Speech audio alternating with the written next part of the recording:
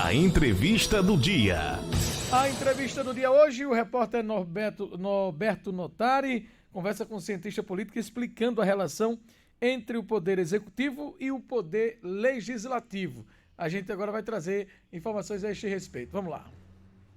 A Agência Rádio Web conversa hoje com o sociólogo e cientista político Rodrigo Prando, ele que é professor da Universidade Presbiteriana Mackenzie, e fala conosco a respeito da relação entre executivo e legislativo. De acordo com ele, a verba disponibilizada para o Congresso para emendas parlamentares é legal, mas é sempre importante fiscalizar o destino do recurso para saber se está atendendo ao que foi proposto. De fato, as emendas e os recursos são públicos e existe dentro da política a negociação. Não dá para pensar a política como um espaço em que negociação, diálogo e convencimento ocorra. A grande questão e o importante nisso tudo é uma pergunta fundamental: como são utilizados os recursos públicos? Então não existe nenhuma ilegalidade num deputado apoiar um projeto, por exemplo, do executivo, do presidente da República, por conta dos recursos que podem vir para esse deputado, que consequentemente vai chegar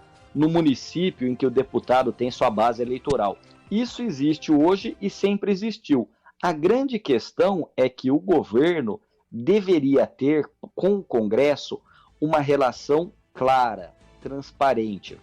E eu te digo transparente pelo seguinte: você que é muito atento, um jornalista muito atento, e provavelmente o nosso ouvinte aqui no podcast também, deve ter ouvido falar do termo orçamento secreto. Espera um pouquinho, você acabou de ler a definição aqui, que o orçamento ele é público, com finalidades públicas, são recursos.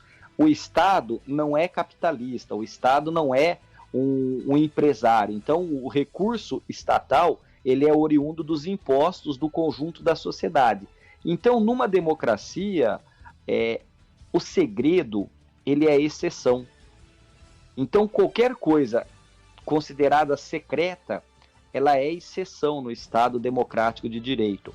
O que implica em que na democracia, no Estado democrático de direito, a transparência seja a regra.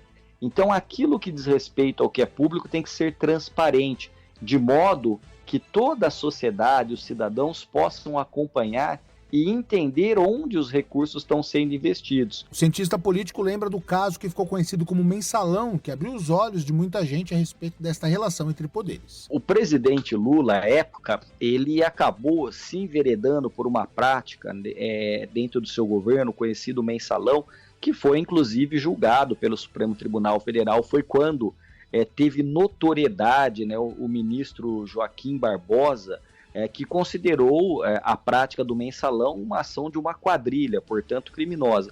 Na verdade, né, o governo, à época, comprava o apoio parlamentar, comprava de fato com dinheiro, que era porque do mensalão, né? A ideia do mensalão é como se fosse uma mesada para cada deputado. Então, quando o governo não faz um esforço maior para uma coalizão, ele pode, muitas vezes, cooptar políticos a partir da compra do dinheiro que é ofertado de maneira criminosa, né, de maneira alheia às leis, ou ele pode, dentro das regras do jogo, cooptar apoio político com essas emendas de relator, com recursos.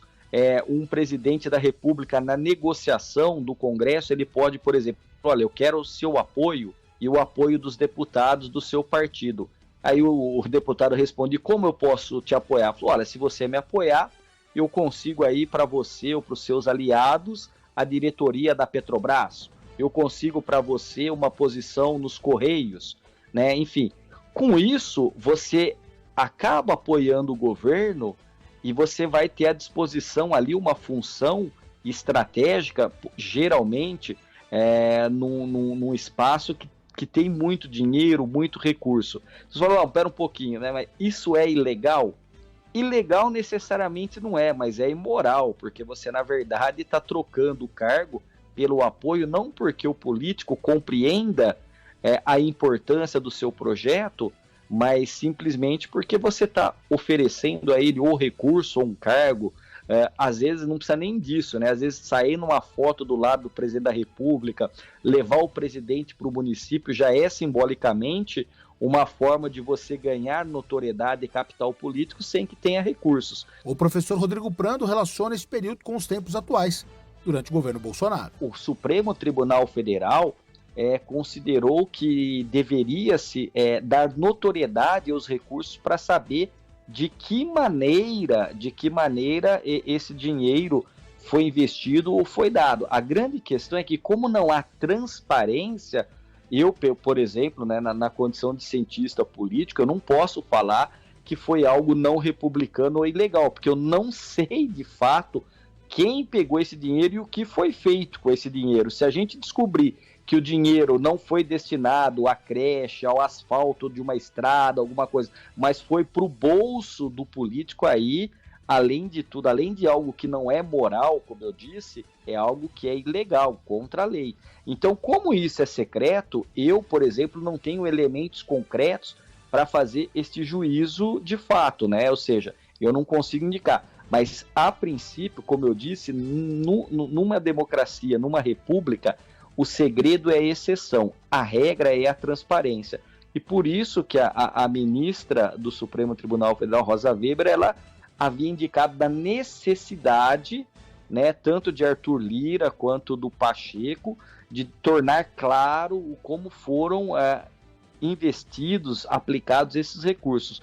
Enfim, é uma dificuldade muito grande. Muita gente está fazendo esta comparação, né, deste atual momento com o mensalão, mas eu ainda não consigo fazer porque eu não entendo que dá para falar disso sem concretamente saber como esses recursos foram utilizados. O cientista político lembra da emenda para a reeleição de 1997. Na época, e anos depois, algumas denúncias de compra de votos foram negadas pelo ex-presidente Fernando Henrique Cardoso. A emenda da reeleição à época do governo Fernando Henrique foi uma proposta que a grande maioria da classe política apoiou, porque a reeleição não ia ser apenas para presidente da República, né? A reeleição seria para governadores, seria também para prefeitos. Então, a tese da reeleição, ela ganhou força não só nos atores políticos, mas também na sociedade. Eu, particularmente, sempre fui favorável à possibilidade da reeleição. Porque se você pega lá, vamos partir da tese ali da reeleição no governo Fernando Henrique. O governo Fernando Henrique, ele veio como o Fernando Henrique foi ministro do Itamar, e enquanto ministro, mesmo sendo um sociólogo, ele articulou uma equipe de economistas e essa equipe desenhou e implantou o Plano Real. O Plano Real foi taxado de um plano político eleitoreiro que não teria durabilidade, foi atacado pelo PT à exaustão e por outros partidos, mas o Plano Real ele conseguiu colocar fim à hiperinflação e permitiu a que a sociedade brasileira conhecesse um pouco de estabilidade. Porque quem viveu nos anos 80, início dos anos 90, sabe bem como é que era a inflação. Aliás, muitos estão conhecendo hoje a inflação no atual cenário que a gente tem do aumento de preços com muita constância. Mas naquele momento, o governo, para controlar a inflação e estabilizar a economia brasileira, precisava de muitas reformas. E ele foi fazendo e ele entendeu que a continuidade, a manutenção do Plano Real e as reformas advindas dele e necessárias para a continuidade deveriam continuar num outro mandato. E aí esta tese da reeleição foi colocada.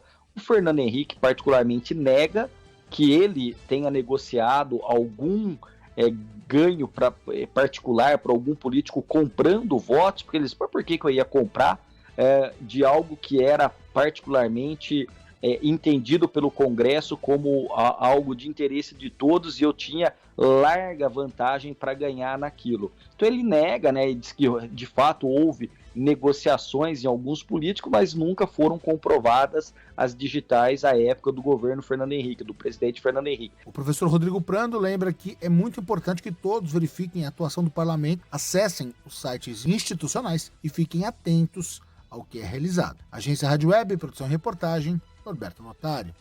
Ok, Norberto Notari trazendo as informações aí na entrevista do dia.